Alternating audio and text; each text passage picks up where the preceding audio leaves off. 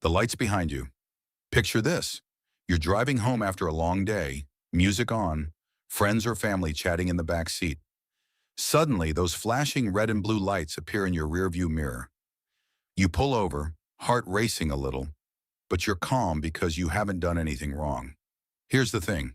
Even when you've done nothing illegal, 5 sneaky tactics officers use during traffic stops can get you into serious trouble if you're not ready. Let's break them down so you can protect yourself. Number 1, the small talk trap and the attitude game. Police don't actually care where you're coming from, where you're going, or how your night's been. That small talk isn't friendly, it's a tactic. They're fishing for admissions that could justify further questioning. Questions like, "Where are you coming from?" or "You heading home from a bar?" are designed to make you talk yourself into a corner. Pro tip, keep it short and polite. Provide your license and registration, nothing more. Sometimes officers do the opposite. They start off hostile or aggressive. The goal? To provoke you into reacting so they can escalate the stop. This happened in a case out of Indianapolis. A cop with a bad attitude tried to bait a calm driver into an argument while waiting for backup. Morale of the story, don't bite. Stay calm, stay polite, stay quiet. Number 2, silence isn't enough. You have to claim it. You've heard it before. You have the right to remain silent. But here's the part most people miss. You have to clearly say you're using that right. Courts have ruled in Salinas versus Texas that if you stay silent without announcing it, your silence can actually be used against you.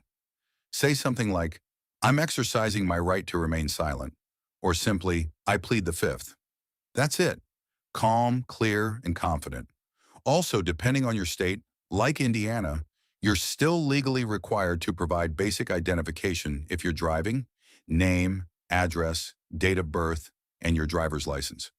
Refusing can lead to a separate charge like failure to identify. So remember, assert your rights out loud, but comply with ID requirements. Number 3, the safety concern excuse.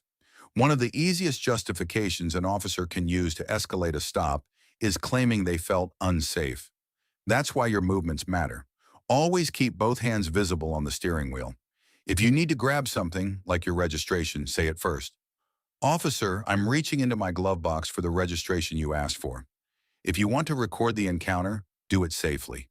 If you're driving, use voice commands. "Hey Siri, start recording." If you have a passenger, let them handle the video while keeping their hands visible. And yes, if they tell you to step out of the vehicle, you legally have to. Pennsylvania versus Mims made that clear. Just move slowly, announce every action, and don't argue. Once the officer says officer safety, the courts usually side with them, so protect yourself with calm, clear communication. Number 4, the consent trick. Mind if I take a look? Here's one of the oldest tricks in the book. The officer asks, "Anything illegal in the car?" You say, "No." Then they follow up with, "Then you wouldn't mind if I searched your car, right?" See what they did there? No matter if you say yes or no, they can twist it to sound like you agreed. Your only safe response is, "I do not consent to any searches."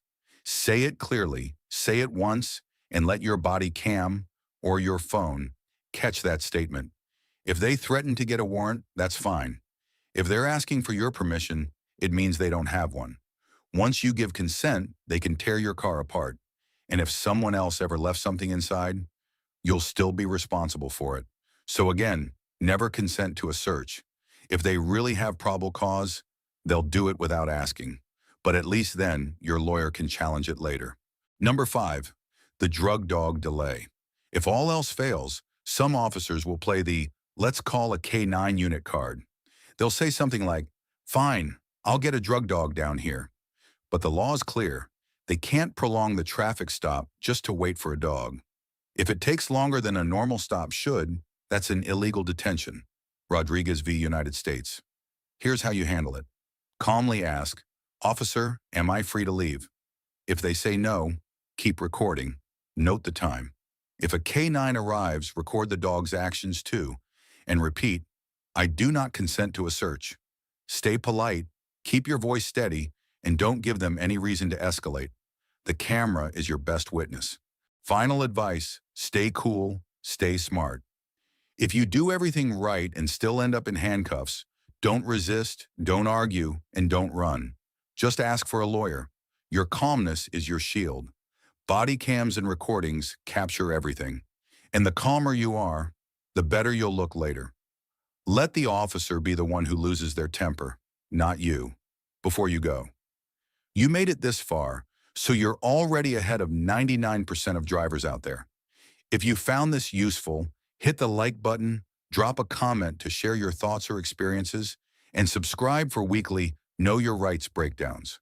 Whether you're watching from Indiana or anywhere else, remember, be calm, be clear, be in control, and above all, play it smart.